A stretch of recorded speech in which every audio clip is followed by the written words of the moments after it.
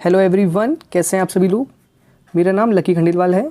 आज मैं आप सभी लोगों के लिए बेस्ट स्ट्रैटेजी लेके आया हूँ कि कैसे आप एसएससी सीजीएल 2020 का जो एग्ज़ाम होने वाला है इसमें आप ऑल इंडिया रैंक अंडर 100 तक लेके आ सकते हैं। अंडर आप 100 मानिए, 200 मानिए, 300 मानिए, मतलब अगर आप अंडर 300 भी आते हैं तो आपको अपनी ड्रीम पोस्ट मिल सकती है। और क्योंकि इनकम टैक्स डिपार्टमेंट में वैकेंसीज़ काफ़ी कम होती हैं और अगर आपको इनकम टैक्स इंस्पेक्टर बनना है तो आपको डेफिनेटली अंडर 200 रैंक लाना बहुत ज़रूरी है।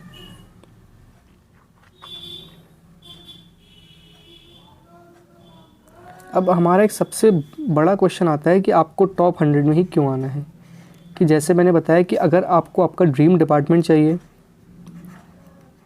क्योंकि अगर आप इतनी मेहनत कर रहे हैं, एग्ज़ाम क्लियर कर रहे हैं और अगर आपको इनकम टैक्स इंस्पेक्टर बनना है लेकिन आपकी रैंक इतनी अच्छी नहीं आई है और आपको एक्साइज से संतुष्ट होना पड़ेगा, तो आपकी मेहनत किसी काम की नहीं रहेगी।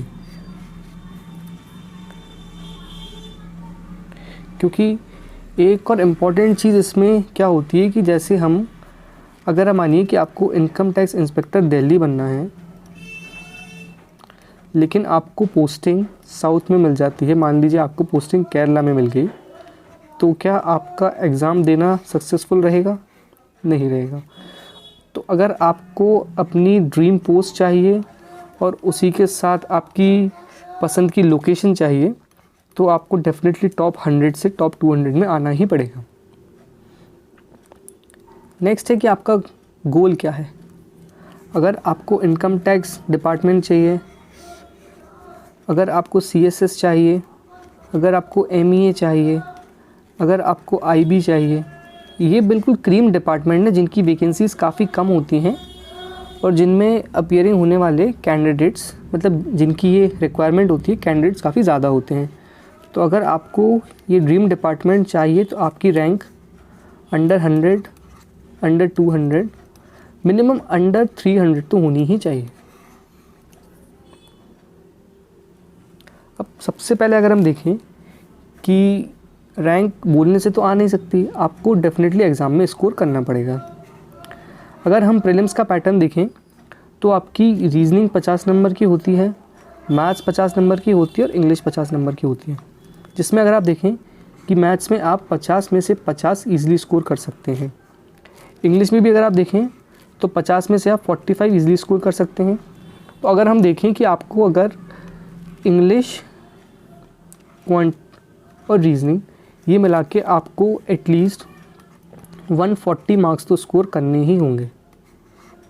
रेस्ट अगर आप मान के चलें तो जनरल अवेयरनेस है 50 नंबर की, इसमें अगर आप काफ़ी अच्छे से मेहनत कर लेते हैं तो आप 25 से 30 नंबर तक इसमें स्कोर कर सकते हैं। और अगर आपकी किस्मत अच्छी रही तो आप क्वांट और इंग्लिश में 100 स्कोर कर सकते हैं और रीजनिंग में आप 47.5 से 45 तक स्कोर कर सकते हैं। मतलब आपको कोशिश ये करना है कि रीजनिंग, क्वांट और इंग्लिश में आपका स्कोर मिनिमम 140 तक तो होना ही चाहिए। इसके ऊपर जो होगा वो आपका बोनस होगा। और जीके में आप जितना स्कोर को बूस्ट कर सकते हैं उतना आपके लिए अच्छा रहेगा। अगर आपका रॉ स्कोर 165 से 170 तक पहुंच जाता है और अगर आप 170 के ऊपर पहुंच जाते हैं तो कोशिश बहुत रहेगी कि आपका स्कोर 200 के ऊपर तक पहुंच सकता है। और अगर आपको ऑल इंडिया रैंक अंडर 100 से 300 के बीच में आना है तो आपको डेफिनेटली टियर 1 में 200 प्लस स्कोर तो करना ही होगा। अब बहुत लोग के मन में ये डाउट होगा कि 200 प्लस स्कोर कैसे हो सकता है, वो मैं आपको बताता हूँ। ये आप 2019 का जो टियर 1 का एग्ज़ाम हुआ था वो देखिए कि इसमें जो एवरेज रॉ स्कोर है इसमें वेरिएशंस कितने ज़्यादा हैं और इसमें नॉर्मलाइजेशन के चक्कर में इंक्रीमेंट कितना हुआ था। तो जो फैक्टर हमारा 200 प्लस मार्क्स लेके आएगा वो होगा आपका नॉर्मलाइजेशन। अगर जैसे आप मानिए कि यहाँ पर आपकी टफ़ शिफ्ट है, जैसे आप मानिए टफ़ शिफ्ट आपकी कौन सी थी, ये वाली 116 नंबर, जिसमें एवरेज इंक्रीमेंट आपका 39 मार्क्स का हुआ था। अगर इसमें हमने 165 से 170 तक स्कोर कर लिया तो आपका नॉर्मलाइज स्कोर 210 तक ईज़िली पहुँच सकता है। यहीं अगर हम इजी शिफ्ट देखें जिसमें 152 नंबर थे तो मानिए कि आप मैथ्स, इंग्लिश और रीजनिंग में मिला के 150 मार्क्स तक लेके आ जाते हैं और आपके जीके में अराउंड 35 मार्क्स आ जाते हैं, तो मतलब आपका स्कोर 185 तक पहुंच जाएगा और आपका इसमें भी स्कोर 200 प्लस पहुंच सकता है। तो आपको कोशिश करना है कि चाहे आपकी शिफ्ट इजी हो या आपकी शिफ्ट टफ हो, आप अपने स्कोर को मैक्सिमाइज़ कर सकें। अब सेम चीज़ जैसे आप देखें, ये 116, अब आपको ये स्कोर आप अचीव कैसे करेंगे? कोशिश आपको करना है कि इनमें से जो टफ़ शिफ्टें हैं, जैसे 3rd मार्च शिफ्ट 2 और ये 4th मार्च शिफ्ट 1, ये भी टफ़ है, 4th March shift 2, 5th March shift 1, ये जो 3-4 जो टफ़ शिफ्टें हैं, इनमें आप कोशिश करें कि आपका एवरेज स्कोर कम से कम 160 तक आना चाहिए। अगर आप इन शिफ्ट में 160 तक स्कोर कर रहे हैं तो पूरे चांसेस रहेंगे कि आपका स्कोर 200 प्लस पहुंच सकता है। नेक्स्ट, अगर हम टीयर 2 देखें तो टीयर 2 में AAO और JSO के पेपर को छोड़ के 2 पेपर होते हैं आपके, क्वांट और इंग्लिश के, जिसमें आप मानिए कि TCS के आने के बाद इंग्लिश का जो लेवल है वो काफ़ी गिर चुका है। तो 200 में से आप 185 से 190 नंबर तक ईज़िली स्कोर कर सकते हैं, और अगर आपने अच्छे से मेहनत करी तो आपका स्कोर 190 प्लस भी पहुंच सकता है। और अगर आप क्वांट की बात करें तो 100 क्वेश्चन में से अराउंड 80 क्वेश्चंस आप बिना किसी मुश्किल के कर सकते हैं। मतलब आप मानिए कि आपके 160 नंबर पक्के हो गए। क्वांट में भी आपको 200 का टारगेट नहीं करना है। 200 टारगेट में बहुत मैंने देखा हुआ है कि लोग 160 भी स्कोर नहीं कर पाते हैं। तो आप पेपर को अटेम्प्ट करेंगे 2 से 3 शिफ्ट में। सबसे पहले आप इजी क्वेश्चंस को करेंगे, जिसमें आपके 60 से 70 क्वेश्चन ईजिली पहले के 1 घंटे में हो जाएंगे, जिसमें आप 140 तक स्कोर कर लेंगे। अब जो नेक्स्ट 1 घंटा होगा उसमें आप कोशिश करेंगे कि बचे हुए जो 30 क्वेश्चन हैं वो आप सॉल्व करेंगे। अब जिसमें से अगर आप माने कि क्वांट में आप 95 क्वेश्चन तक ईजिली कर लेंगे तो आपका स्कोर 190 तक पहुंच जाएगा। ये लेकिन पॉसिबल तब हो पाएगा जब आपने क्वांट के एटलीस्ट 30 से 40 मॉक टेस्ट लगा रखे हों और आपकी हर एक सब्जेक्ट पे अच्छे से पकड़ हो। 190 तक आपका स्कोर पहुंचने के बाद जो बचे हुए 4 से 5 क्वेश्चन होंगे, आप उनमें अपना टाइम देंगे। अगर वो हो पाते हैं तो ठीक है, अदरवाइज़ वेल एंड गुड। अगर आप इतना कुछ कर लेते हैं तो डेफिनेटली टीयर 1 प्लस 2 आपका स्कोर अराउंड 600 तक पहुंच सकता है। नेक्स्ट, अगर आप देखें टीयर 3, तो आपको कोशिश करना है कि टीयर 1 और 2 के साथ आप टीयर 3 की तैयारी करते रहें, जिसमें आपको कुछ नहीं करना है। आपको वेरियस आर्टिकल्स पढ़ना है जो कि न्यूज़पेपर के एडिटोरियल होते हैं। उससे आपकी रीडिंग स्किल डेवलप होगी और जिसी के साथ आपकी नॉलेज भी इंक्रीज़ होगी, और जो कि आपके करंट अफेयर्स को भी इंक्रीज़ करेगा। और करंट अफेयर्स आपका जीएस का स्कोर भी इम्प्रूव करेंगे। तो अगर आप आर्टिकल्स रीड करने की आदत डालते हैं तो इसमें ये आपके पैसेज में भी बहुत काम आएगा, क्लोज टेस्ट में काम आएगा, और साथ ही साथ PQRS जो होते हैं आपके जम्बल्ड वर्ड्स, उसमें भी बहुत हेल्पफुल रहेगा। तो आप कोशिश करें कि एटलीस्ट आप 30 मिनट्स रोज़ अपनी रीडिंग को दें। उससे आपकी टीयर 3 की तैयारी भी साथ में चलती रहेगी, क्योंकि अभी SSC का जो पैटर्न है उसमें टीयर 2 और टीयर 3 में आप मानिए कि 5 से 6 दिन का डिफरेंस होता है। तो टीयर 2 देने के बाद आप टीयर 3 की तैयारी नहीं कर सकते, तो आपको साइमल्टेनियसली टीयर 2 और टीयर 3 की तैयारी करनी रहेगी।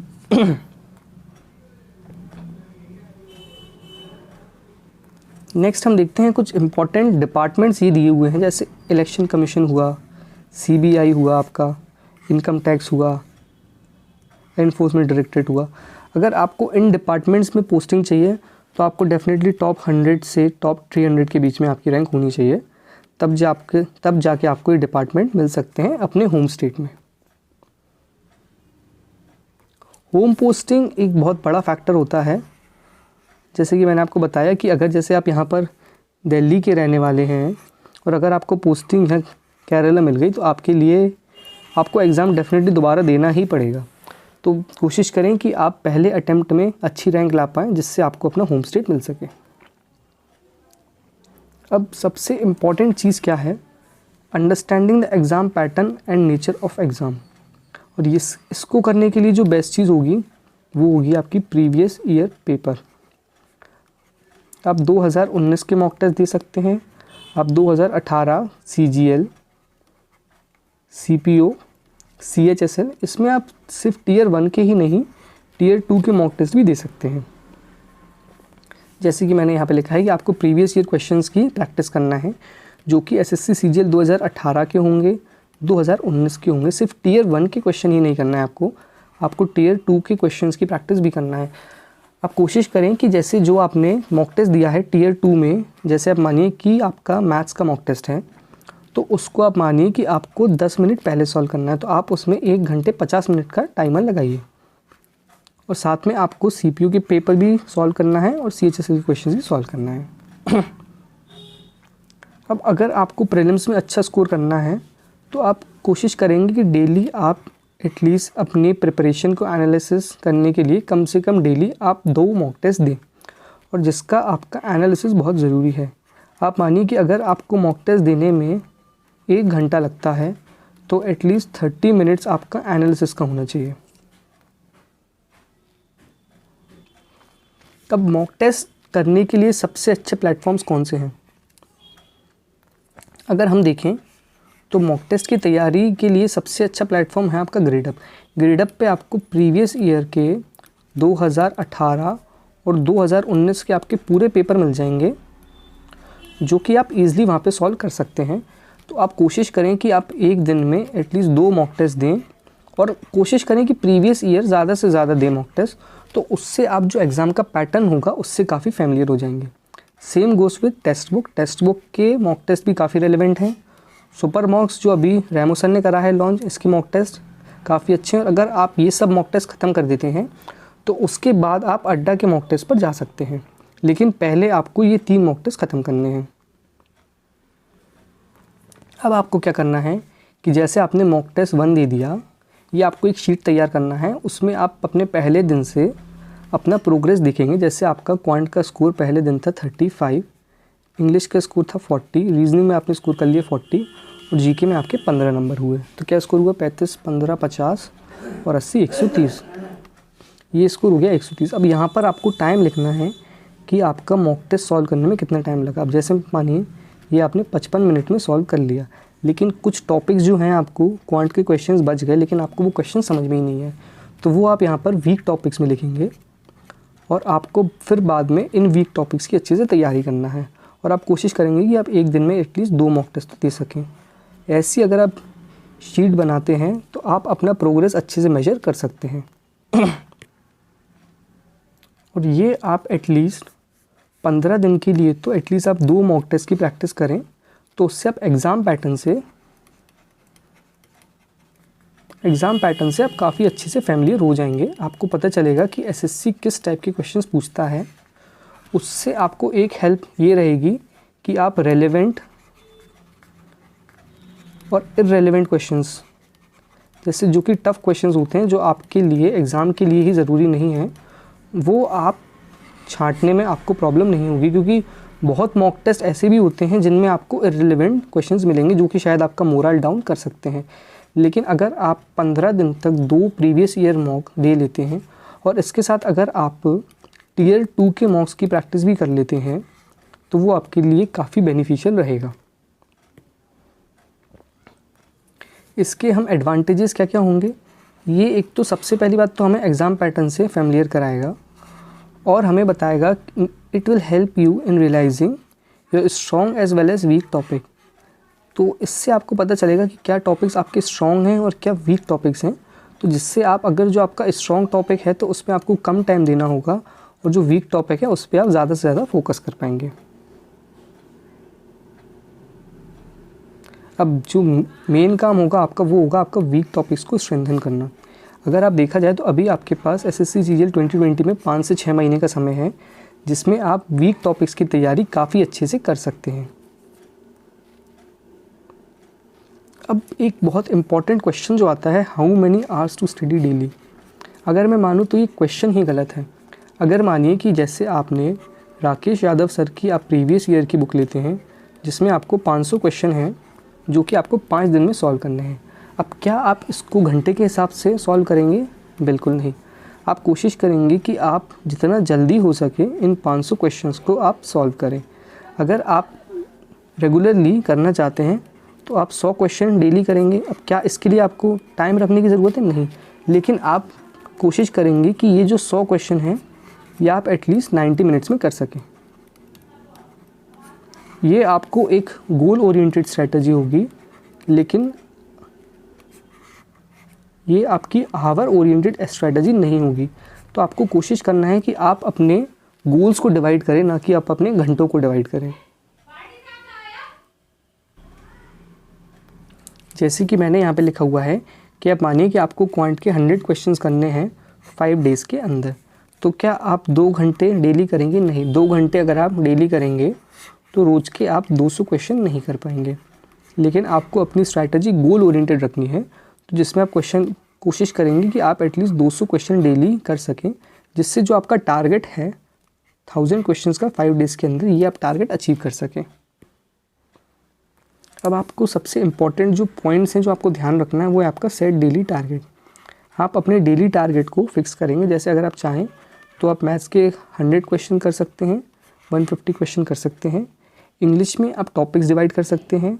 Same goes with GS and reasoning. आप अपने टॉपिक्स डिवाइड करके अच्छे से पढ़ाई कर सकते हैं। आपको अपना सेल्फ कॉन्फिडेंस हाई रखने की बहुत ज़रूरत है, क्योंकि बहुत लोग ऐसा होंगे जो आपको डीमोटिवेट करेंगे, but you need to be confident in yourself. ये मैं आपको पहले ही बता चुका हूँ कि आपको प्रीवियस ईयर क्वेश्चंस की बहुत अच्छे से प्रैक्टिस करना है। अब जो आप मॉक टेस्ट देंगे उससे आपको आर्ट ऑफ स्किपिंग की टेक्निक जो है ये आपको समझ में आएगी कि आपको कुछ क्वेश्चंस ऐसे होंगे जो आपको लास्ट के लिए स्किप करना है, जो आपके शुरू में टाइम की बहुत खपत करेंगे, लेकिन लास्ट में शायद आप उनको अच्छे से कर सकते हैं। और इसी के साथ मॉक टेस्ट जो आपको एक अनदर चीज़ के लिए बहुत हेल्पफुल रहेंगे वो होगा learning the use of options. मतलब वो आपको सिखाएंगे कि बहुत सारे क्वेश्चंस ऐसे होंगे जो आप अगर ऑप्शंस का यूज़ करें तो आप 30 to 40 सेकेंड्स में कर सकते हैं, लेकिन अगर आप बेसिक्स से जाते हैं तो आपको 3 से 4 मिनट का समय लग सकता है।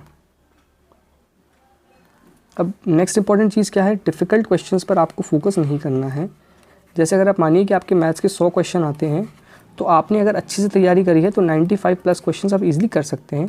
जो 4 से 5 क्वेश्चन होंगे वो अगर आप छोड़ भी देते हैं तो आप 190 स्कोर तक इजीली पहुंच सकते हैं, अगर आपकी 100% एक्यूरेसी होती है तो। और एसएससी में एक और चीज़ क्या होती है? Wrong question. आपको किसी भी क्वेश्चन पर स्टक नहीं होना है। अगर आपने एक बार सॉल्व कर लिया, आंसर नहीं आ रहा, आपने दूसरी बार सॉल्व करा, आंसर नहीं आ रहा, तो आप कोशिश करेंगे कि आप उस क्वेश्चन को स्किप करके आगे बढ़ सकें। और टीसीएस के आने के बाद एक इम्पॉर्टेंट चीज़ क्या हुई है कि टीसीएस ट्रिक्स पर इतना वर्क नहीं करता है जितना वो बेसिक्स को चेक करता है। तो आप कोशिश करेंगे कि जो 5 से 6 महीने का टाइम है अभी एसएससी सीजीएल 2020 में, आप अपने बेसिक्स को काफ़ी अच्छे से स्ट्रॉन्ग कर सकें। और जिसमें इम्पॉर्टेंट रोल प्ले करेगा आपका मॉक टेस्ट। जितने ज़्यादा मॉक टेस्ट आप देंगे उतनी आपकी स्पीड डेवलप होगी, और आप कोशिश करें कि अपनी एक्यूरेसी लेवल को भी मेंटेन कर सकें। नेक्स्ट रहेगा आपका stay away from social media. अगर आप जितना सोशल मीडिया से दूर रहेंगे आप उतना अपने गोल की तरफ मोटिवेटेड रहेंगे, आप फोकस्ड रहेंगे। नेक्स्ट है आपका रिवीजन। अगर आप सिर्फ पढ़ाई करते जा रहे हैं, आप मानिए कि आपने 1 महीना पूरा पढ़ाई कर लिया, आपने पीछे का कुछ भी रिवीजन नहीं करा, तो ये आपके लिए बिल्कुल हेल्पफुल नहीं रहेगा। जैसे कि अगर आपने 6 दिन पढ़ाई करा तो आप कोशिश करेंगे कि संडे का दिन आपका पूरा आप रिवीजन का रहेंगे। जो पूरा आपने 6 डेज़ पढ़ाई करा है उसका आप संडे को रिवीजन पूरा करेंगे। ये आपके लिए काफ़ी हेल्पफुल रहेगा। और नेक्स्ट इंपॉर्टेंट चीज़ है, आपको यूट्यूब के लिए आपका टाइम फिक्स करना रहेगा, क्योंकि many aspirants they spend hours on YouTube, मतलब 3-3, 4-4 घंटे तक यूट्यूब पर। और आप कोशिश करेंगे कि जो यूट्यूब पे कंटेंट आपको देखना है उसको आप ऑफलाइन कर लें, तो जिससे आपका डिस्ट्रैक्शन नहीं होगा। क्योंकि यूट्यूब पे बहुत चीज़ें सजेशंस में आती हैं, तो आप कहीं यहाँ डाइवर्ट हो गए, यहाँ डाइवर्ट हो गए। तो जो आपके काम की चीज़ हैं उसको आप पहले ही ऑफलाइन कर लें, ताकि आपके जो काम की चीज़ें हैं सिर्फ आप वही देख सकें। नेक्स्ट है आपका इम्प्रूव योर कैलकुलेशंस। टीसीएस के आने के बाद कैलकुलेशंस की वेटेज बहुत ज़्यादा हो गई है, क्वेश्चंस काफ़ी कैलकुलेटिव आते हैं। पेपर आपका बेसिक्स पर फोकस रहता है, लेकिन आपका पेपर कैलकुलेटिव होता है। इस चैनल पर आप मानिए कि कैलकुलेशन के लिए मैं पहले ही 2 वीडियो डाल चुका हूँ, जो आपके कैलकुलेशन को इम्प्रूव करने के लिए बहुत हेल्पफुल रहेंगे। नेक्स्ट इंपॉर्टेंट चीज़ है कि आपको stay motivated, you need to stay motivated. क्योंकि अगर आपने मेहनत करी है तो डेफिनेटली आप सक्सेसफुल होंगे। लर्न टू से नो। आपको अगर ये 5 से 6 महीने आपके प्रोडक्टिव बनाने हैं तो आपको नो बोलने की आदत डालनी होगी। जैसे अगर आप पढ़ाई कर रहे हैं और अगर आपके लिए कोई अन्य डिस्ट्रैक्शन होता है तो आप नो बोलने की आदत डालेंगे, क्योंकि ये 5 से 6 महीने अगर आप अच्छे से पढ़ लेते हैं तो आप एक इंस्पेक्टर बन सकते हैं और आपकी लाइफ सेट हो सकती है। Next, determination and patience are the key. क्योंकि एसएससी का जो एग्ज़ाम है ये काफ़ी एक टाइम टेकिंग प्रोसेस है, तो आपको कोशिश करना है कि आप डिटरमाइंड रहें और आप पेशेंस रहें, क्योंकि ये एक टाइम टेकिंग प्रोसेस है और अगर आपने मेहनत करी है तो डेफिनेटली आपको सक्सेस मिलेगी। सेम है, आपको प्रोसेस में फेथ होने की ज़रूरत है, क्योंकि टाइम टेकिंग प्रोसेस है। कभी कभी रिज़ल्ट में 3 से 4 महीने का समय लग जाता है, डिस्क्रिप्टिव में 5 से 6 महीने का समय लग जाता है। तो आपको you need to have faith in process, क्योंकि अगर आपका एग्ज़ाम अच्छा गया है तो आपको प्रोसेस में फेथ होने की ज़रूरत है, क्योंकि आप डेफिनेटली अगर आपने अच्छी पढ़ाई करी है तो आप डेफिनेटली सक्सेसफुल होंगे। नेक्स्ट जो बुक लिस्ट है जो आपको ध्यान रखने की बहुत ज़रूरत है वो है, सबसे पहली बुक जो मैथ्स के लिए वो है राकेश यादव सर की 7300। अब इसकी आप प्रैक्टिस कैसे करेंगे? अब इसमें आप ऑड इवन का कंसेप्ट फॉलो करेंगे। जैसे अगर आप मानिए कि एक चैप्टर में 600 क्वेश्चन हैं तो आपको पूरे 600 क्वेश्चन नहीं करने, आपको 300 क्वेश्चन करना है। जैसे आप या तो 1 नंबर का कर लेंगे, फिर 3 नंबर का कर लेंगे, फिर 5 नंबर का कर लेंगे। इससे आपके टाइम की बचत होगी और आप सारे टाइप के क्वेश्चन ईजिली कर पाएंगे। बट आपको ये बुक, जैसे आप मानिए कि इसमें 7300 क्वेश्चंस हैं, जिसमें आपके काम के अगर 3500 क्वेश्चन माने तो आप इसको अच्छे से 2 महीने में आप ये बुक पूरी अच्छे से सॉल्व कर सकते हैं। अब इंग्लिश के लिए जो आपको अपनी वोकैबुलरी बिल्डअप करने की ज़रूरत होगी वो आप ये ब्लैक बुक से कर सकते हैं। ब्लैक बुक इंग्लिश वोकैबुलरी के लिए आप मानिए कि रामबाण इलाज है। अगर आप ब्लैक बुक को अच्छे से पढ़ लेते हैं तो वोकैबुलरी इंग्लिश की इसके बाहर नहीं जाएगी। और टियर 1 और टियर 2 में वोकैबुलरी का वेटेज काफ़ी अच्छा होता है, तो आप वोकैबुलरी के लिए डेफिनेटली ब्लैक बुक को परचेज़ करिए। नेक्स्ट, अगर आप प्रीवियस इंग्लिश में प्रीवियस ईयर क्वेश्चंस की प्रैक्टिस अच्छे से करना चाहते हैं तो ये आपकी किरण की प्रीवियस ईयर की बुक आती है, जिससे आप प्रीवियस ईयर में इंग्लिश के जितने क्वेश्चंस आए हैं उनकी आप प्रैक्टिस अच्छे से कर सकते हैं। ये आप बुक आपके लिए बहुत हेल्पफुल रहेगी। नेक्स्ट, जनरल अवेयरनेस के लिए जो सबसे इम्पोर्टेंट बुक है वो है आपकी लूसेंट की। जैसे आप मानिए कि हिस्ट्री, पॉलिटी, ज्योग्राफी, ये कुछ चीज़ें ऐसी हैं जो इस बुक से अच्छा कंटेंट आपको कहीं नहीं मिल सकता। तो आप कोशिश करें कि लूसेंट की बुक तो आप 5 से 6 महीने में अच्छे से तैयार कर लें। और रही बात करंट अफेयर्स की, तो स्टडी आईक्यू की जो फैकल्टी थे प्रशांत धवन सर, उन्होंने अभी एक अपना वर्ल्ड अफेयर नाम से चैनल शुरू करा है, जिसमें वो डेली के करंट अफेयर्स प्रोवाइड कर रहे हैं। तो आप अगर जैसे अभी दिसंबर चल रहा है, अभी से आप करंट अफेयर्स की तैयारी शुरू करते हैं, जैसे आपका एग्ज़ाम मई जून में है तो आप 5 से 6 महीने के करंट अफेयर्स आपके काफ़ी अच्छे हो जाएंगे। तो कोशिश करें कि आप करंट अफेयर्स के लिए प्रशांत धवन सर का चैनल वर्ल्ड अफेयर्स को फॉलो कर सकते हैं। अब एसएससी की अगर जो प्रीवियस ईयर की जीके है वो भी काफ़ी इंपॉर्टेंट होती है, जिसके लिए आप किरण पब्लिकेशन के प्रीवियस ईयर क्वेश्चंस की ये प्रैक्टिस कर सकते हैं। अब ये आप एक बूस्ट के तरीके से ले सकते हैं कि जो इनकम टैक्स इंस्पेक्टर होता है उसकी ये सैलरी स्लिप है लेटेस्ट, जो कि न्यू दिल्ली में पोस्टेड है। आप मानिए कि टोटल जो सैलरी है वो है 89,376, जिसमें डिडक्शंस हुए 12,947 के और in hand salary I around 76,000। मतलब अगर आप पहले अटैम्प्ट में इनकम टैक्स इंस्पेक्टर बन जाते हैं तो आपको डेफिनेटली 70,000 प्लस सैलरी आपको मिलेगी।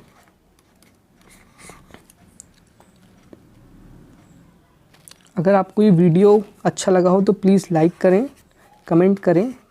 अगर कोई भी आपके सजेशंस हैं कमेंट करें, and please share this video and do subscribe to this channel. Thank you very much.